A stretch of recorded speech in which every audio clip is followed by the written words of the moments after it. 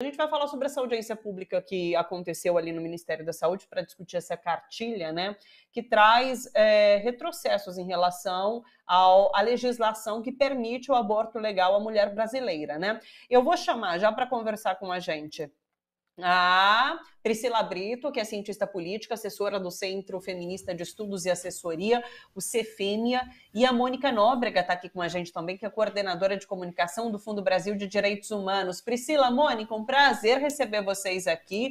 Eu já estava conversando com a Laura um pouquinho sobre esse assunto, então eu vou pegar o embalo e já quero ouvir a Priscila sobre essa audiência, né? O que eu sei, Priscila, inclusive, é que foi uma audiência que foi chamada, assim, às pressas, sem comunicado prévio. Tanto é que as entidades que queriam participar, assim, não conseguiram se preparar muito, porque foi chamado na sexta-feira, parece para acontecer hoje. Muitas tiveram, inclusive, o credenciamento negado para participar ali, para se fazer ouvir. E quero te ouvir, né? Por que discutir essa cartilha? O que essa cartilha traz? É papel do Ministério discutir isso? Me dá a sua opinião, me conta aqui, por favor. Boa tarde, Priscila. Oi, boa tarde todo mundo. Prazer estar aqui conversando com vocês nesse tema que é tão importante para a gente, né? O CFMTI tem 30 anos de atuação em defesa dos direitos das mulheres e a gente acompanha essa pauta com muito cuidado. Bom, a cartilha Atenção Técnica para Prevenção, Avaliação e Conduta dos Casos de Abortamento foi publicada pelo Ministério da Saúde no dia 8 de junho. E é sim papel do Ministério da Saúde dispor sobre as normas de como os profissionais de saúde têm que proceder quando as vítimas de violência sexual e mulheres em situação de abortamento em geral chegam nos hospitais. O problema é que a cartilha fere aí todas as convenções internacionais, tudo que a gente tem de avanço nos direitos sexuais e reprodutivos, que teria aí a garantia de que as mulheres, quando chegam no hospital, o mínimo que elas precisam, as mulheres e as meninas, o mínimo que elas precisam é um atendimento digno, de qualidade, humanizado, né? Um atendimento humanizado à saúde é direito de todo mundo, na verdade, não só nas mulheres nessa situação. E aí a surpresa que a gente teve foi a convocação dessa audiência pública, sem sequer ouvir as organizações de mulheres, as organizações que se dedicam aí ao tema da saúde das mulheres há tantos anos. Então, realmente teve a confusão no credenciamento, chegaram a chamar a juíza que constrangeu a menina em Santa Catarina, né, de 10 anos, pedindo para que ela levasse adiante a gravidez, mesmo sendo a gravidez fruto de uma violência sexual. O Ministério da Mulher estava presente também, prestando esse desserviço para as mulheres brasileiras, que é constranger e querer que o direito ao aborto, nos casos já previstos em lei, seja negado. Então, mostra aí sabe, eu estava ouvindo o debate antes de vocês, mostra aí uma tentativa de transformar esse tema, mais uma vez, num tema tabu e num tema eleitoral, né? Que é o que os grupos conservadores, deputados conservadores, na nossa opinião, que não tem muito trabalho para mostrar, que não tem muito o que fazer, e aí ressuscita um tema no período eleitoral para aí formar sua base e dizer que são contra o aborto, que são muito religiosos, enfim, que estão defendendo a vida, quando na verdade só estão atacando os nossos direitos. Ô Priscila, inclusive há uma investida por parte do Ministério da Saúde de tentar investigar mulheres que fazem de forma legal o estupro, é isso? Exatamente. A gente tinha, desde 2013, algumas normativas que garantiam que as mulheres pudessem dar entrada no hospital e só assinar um termo reconhecendo que foram vítimas de violência para ter o atendimento e fazer os procedimentos necessários. Isso foi colocado em xeque porque a palavra da vítima, num país dominado pela cultura do estupro, infelizmente vale muito pouco. E aí, desde que o atual governo assumiu, em 2019, que eles tentam mudar a regra no atendimento nesses casos, seja para notificação da polícia, seja para instauração imediata de um inquérito judiciário, tudo isso para cercear, baseada numa mentira, numa perseguição mesmo às mulheres, como se já numa situação tão difícil quanto a de violência sexual ou uma situação de aborto espontâneo, a gente ainda tivesse que mentir, a gente ainda fosse mentir, enfim, ou para fazer o aborto no sistema público de saúde, mentir que sofreu uma violência sexual para que tivesse fazendo o procedimento. É uma pena, porque isso acaba atingindo as mulheres, inclusive, que sofrem de fato aborto espontâneo, que chegam no hospital e têm que lidar com a desconfiança dos profissionais de saúde e não recebem um atendimento adequado, digno, já numa situação difícil, delicada, que é de perder uma gravidez que era desejada, né, do qual se queria levar adiante. Então, a gente tem enfrentado aí esse desafio que é sofrer a resistência dos próprios profissionais de saúde para a garantia desse direito, que deveria ser um direito humano, né? Inclusive, o atendimento digno humano é isso, é um direito humano de todas as mulheres. Ô Priscila, às vezes eu tenho a impressão de que alguns setores querem substituir o debate em relação ao estupro pelo debate em relação ao aborto, pelo debate em relação ao estupro. Então vamos falar do estupro, vamos falar do crime, e tudo que vem depois é consequência. Daí a gente pode discutir em outro momento ou de outra forma, mas não se discute o aborto mais profundamente. Queria te ouvir sobre isso primeiro. É muito ruim a forma como esse debate é colocado, porque as pessoas acham que quando a gente está falando de aborto, a gente está falando de legalização. No período das eleições, isso acontece muito. Candidato tal, fulano tal, quer legalizar o aborto, como se fosse uma decisão única de um presidente da República, ou qualquer coisa do tipo. Não é uma decisão que precisa... Se um dia a gente legalizar o aborto no Brasil, é uma decisão do legislativo, com anuência do executivo, né? Precisa aí da pactuação entre todos os poderes. Então, a população acha que quando a gente está falando de aborto legal, a gente está falando de legalização do aborto. E não é verdade. Na verdade, o aborto no Brasil só é permitido em 3 casos, que são de anencefalia, risco de vida para a mulher e de violência sexual. E para mim é tão absurda a discussão de imaginar que a gente pode retroceder, inclusive nesses casos, que para mim são, para a gente, na verdade, para todo o movimento feminista, são os casos mais básicos de garantia do direito das mulheres. Eu acho... É muito absurdo, assim, é de uma violência sem tamanho imaginar que meninas, como é o caso do Espírito Santo, de 10 anos de idade, que sofreram uma situação de estupro, tenham que levar adiante uma gravidez, porque o aborto no Brasil pode ser proibido em qualquer situação. Mas esse é justamente o alvo dos grupos conservadores que atuam hoje no Congresso Nacional. E aí é como você disse, trazendo a discussão para o campo do aborto, a gente transforma quase num tabu. Parece que a gente está falando de uma coisa extrema.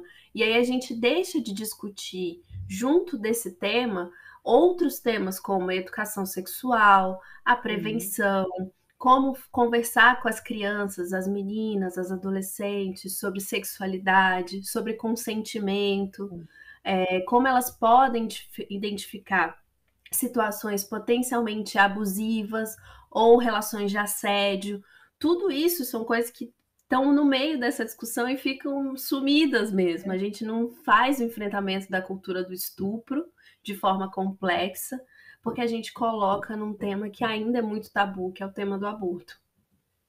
Eu acho que se atrela muito a discussão sobre aborto à questão do estupro, e daí a gente talvez deixa de avançar na discussão sobre o aborto, avançar no sentido de fato, tornar viável e tornar legal para outros casos que não os já previstos em lei, e dar maior poder à mulher. Parece que tudo isso, o tabu em si, é não empoderar a mulher, é de fato não dar esse poder para as mulheres, né? Nesse sentido, Priscila, a gente tem alguns países aqui na América Latina que têm vivenciado essa discussão de forma muito positiva e que conseguiram avançar, né, no direito ao aborto. A gente tem México e Argentina, são os 2 países assim que me vêm à cabeça, mas já nos Estados Unidos a gente teve esse grande retrocesso que foi a retirada do direito ao aborto pela Suprema Corte. O que isso indica para a gente aqui no Brasil? A gente está num momento de, sim, poder pautar uma discussão como essa, e é o que a gente, de certa forma, tem feito, talvez rompendo certos tabus nesse momento. Ou não, de fato, a gente tem um retrocesso à vista e um conservadorismo muito forte na nossa sociedade que pode impedir essa discussão. Nas nossas avaliações, o conservadorismo só tem respondido de forma tão violenta porque, de fato, o movimento feminista vem conseguindo pautar o tema nos últimos 10 anos. Eu diria que a gente vem de um ciclo aí que, desde a eleição da Dilma Rousseff em 2010, que o tema vem sendo pautado com mais frequência, tanto no noticiário quanto na agenda pública, na mídia, entre as meninas mais jovens e tal, de um modo geral. Porque a eleição de uma presidenta, depois a gente teve Marcha das Vadias, a gente teve em 2015 a reação contra o Eduardo Cunha, que ficou conhecida como a Primavera das Mulheres. A gente vem tendo uma pressão grande para o aumento da representatividade feminina no parlamento. Então, tudo isso são sinais de que a pauta realmente pode avançar e a gente pode caminhar aí para um processo de descriminalização e legalização do aborto no Brasil, acompanhando aí essa movimentação da América Latina. Mas é claro, nos países em que avançou, a gente teve uma mudança significativa do espectro ideológico no governo e assumiram governos de esquerda mais comprometidos com a pauta, inclusive cumprindo a aliança, né, o acordo que foi feito com os movimentos e organizações de mulheres. No Brasil, a gente ainda tem um governo conservador, aliado de grupos religiosos que são contra, né, a legalização e a descriminalização do aborto. A gente tem um parlamento que tem uma representatividade feminina ínfima, só de 15%, é um absurdo completo. A gente é um dos piores países no mundo nesse quesito.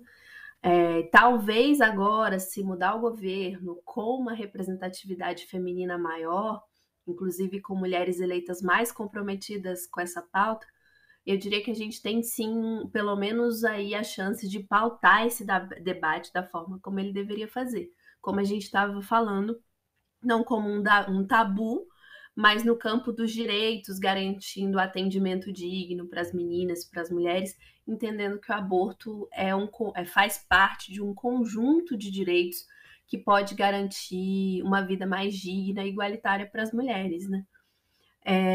O caso dos Estados Unidos. Por isso. Ai, eu estou tentando manter a esperança. Espero que dê certo, que a gente tenha uma mudança aí para as mulheres. E os Estados Unidos têm um impacto grande mesmo, né? Porque ele é uma referência de democracia para o Brasil, os nossos governantes observam e acompanham muito as movimentações de lá. Ainda bem que lá, pelo menos, alguns estados já se comprometeram a manter o direito, né? Lá eles têm essa possibilidade dos estados terem certa autonomia aí para manter ou retroceder. E alguns já se manifestaram dizendo que vão manter. Então, a possibilidade e a garantia disso, eu acho que também abre uma brecha aí para a gente pensar que nem tudo está perdido e torcer para que com uma mudança política a gente mude esse quadro. Estava falando com a Laura agora sobre o copo meio cheio, né? Vamos pensar dessa maneira, que há esperança de mudança. Mônica, quero te ouvir também, porque o que a Priscila nos traz, inclusive, é como essas entidades da sociedade civil têm pautado essa discussão, têm sido importantes para colocar, né, o debate na esfera pública. E eu quero saber como vocês, como o Fundo Brasil, lida com esse assunto, com esse tema e com a articulação com essas entidades que trabalham essa temática também. Conta pra gente, seja bem-vinda, Mônica. Boa tarde, Thalita. Boa tarde, Priscila. Boa tarde a todo mundo que está assistindo a gente. Uma alegria estar aqui para falar de um tema tão fundamental, uma pauta tão decisiva para os direitos das mulheres, né, no tempo que a gente está vivendo. Enquanto eu estava ouvindo a Priscila e antes ouvindo a Laura, eu estava pensando que esse é um tema extremamente desafiador, porque é cercado de tabus, né, de valores, de questões que dizem respeito ao foro íntimo das pessoas, mas que acabam extrapolando para a esfera pública, né? Então, é um tema bem complexo, mas defender direitos humanos é um tema complexo no Brasil, né? No mundo é complexo, mas defender direitos humanos é bastante complexo, e aí a forma como o Fundo Brasil lida com isso, porque sim, direitos sexuais e reprodutivos são uma questão na nossa sociedade, é ouvindo o campo, ouvindo nesse diálogo com o campo dos direitos humanos. Eu vejo que as conversas aqui hoje no programa, são muito complementares, né? A Laura estava falando do crescimento da força dos movimentos das pessoas LGBTQIA+, a Priscila estava agora contando para a gente como a pauta dos direitos das mulheres e especificamente dos direitos sexuais e reprodutivos vem ganhando força no Brasil na última década, e esse ganho de força, ele se reflete no diálogo do Fundo Brasil com o campo dos direitos humanos e na forma como o campo dos direitos humanos pauta também o trabalho do Fundo Brasil, porque é assim que a gente trabalha, né? É assim que funciona.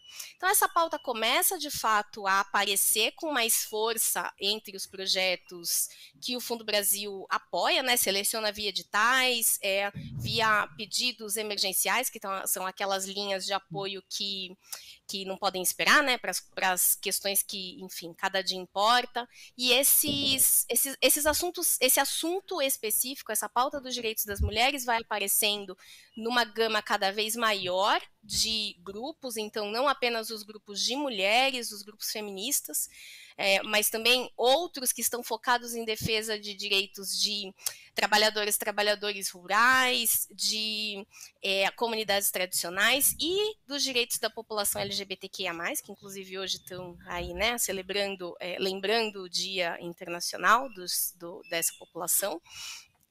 E tanto que no edital específico para a população LGBTQIA+, o texto do edital explicitou textualmente que a defesa dos direitos sexuais e reprodutivos da população LGBTQIA+, era um dos 5 enfoques prioritários do edital, sob a justificativa de que esse público é quase sempre invisibilizado nas discussões sobre direitos à saúde reprodutiva no âmbito das políticas públicas. Então, é um entendimento que vem do campo, que dialoga com isso tudo isso que a Priscila contou para a gente agora. Só para dar uma ideia, né? Eu penso aqui como exemplo nessa questão do edital LGBTQIA+, os homens trans também gestam, né? Também podem precisar de procedimentos seguros para interrupção dessas gestações. E se essa discussão já é um enorme tabu no caso das mulheres cis, imagina neste caso das pessoas trans, né?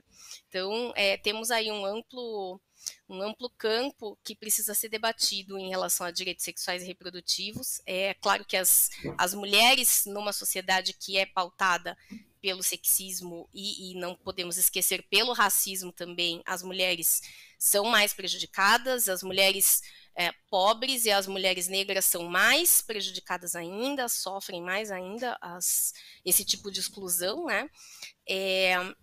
E aí terminando de responder a tua pergunta, a postura do Fundo Brasil no lidar com esse assunto por exemplo, dialogar com o CFEMEA. Por isso, a relevância, né, da gente ter o CFEMEA aqui nessa conversa, que é um parceiro do Fundo Brasil, que não é no âmbito de apoio a projetos, mas no âmbito de construção programática. A CFEMEA apoiou o Fundo Brasil de uma forma muito importante na construção de um programa para defesa, para proteção de ativistas de direitos humanos. Foi um dos editais do Fundo Brasil dos últimos anos, com o apoio da CFEMEA nessa construção política, no tipo de entendimento, e a gente está vendo aqui por que esse diálogo com o campo é tão decisivo e por que é dessa forma que o Fundo Brasil atua e se posiciona a respeito das questões, né? No diálogo contínuo com essas e esses representantes das diversas causas. E por isso, obrigada, Priscila, inclusive, por ter topado essa conversa. E Thalita, por ter nos convidado. Sim. Eu agradeço demais, inclusive. O Fundo Brasil sempre traz pautas importantíssimas de debate público aqui para a gente. O Fundo participa quinzenalmente aqui do Bom para Todos e hoje trouxe o CFM aqui com tanta riqueza de informação. Então, agradeço demais a Mônica e a Priscila. Fico super feliz da gente conseguir trazer um debate como esse para a TV aberta, porque a gente está, inclusive, em São Paulo, capital, região metropolitana, em TV aberta, e é muito importante a gente falar sobre aborto para que ele, de fato, deixe de ser um tabu, para que essa questão deixe de ser um problema, que a gente possa discutir e, enfim, chegar a soluções em relação a essa situação das mulheres. Priscila, Mônica, muito obrigada, muito agradecida, viu? Bom trabalho para vocês e até uma próxima oportunidade. Um beijo. Obrigada, Obrigada, boa Thalita. tarde. Obrigada, Mônica. Tchau, gente. Obrigada. Até, pessoal. Muito obrigada. Fundo Brasil de Direitos Humanos participando, então, aqui com a gente quinzenalmente, tá bom, pessoal? E hoje trazendo esse tema importantíssimo e que tá em debate, né? Tá em debate. Que bom a gente discutir sobre o aborto e vamos avançar nessa discussão, inclusive.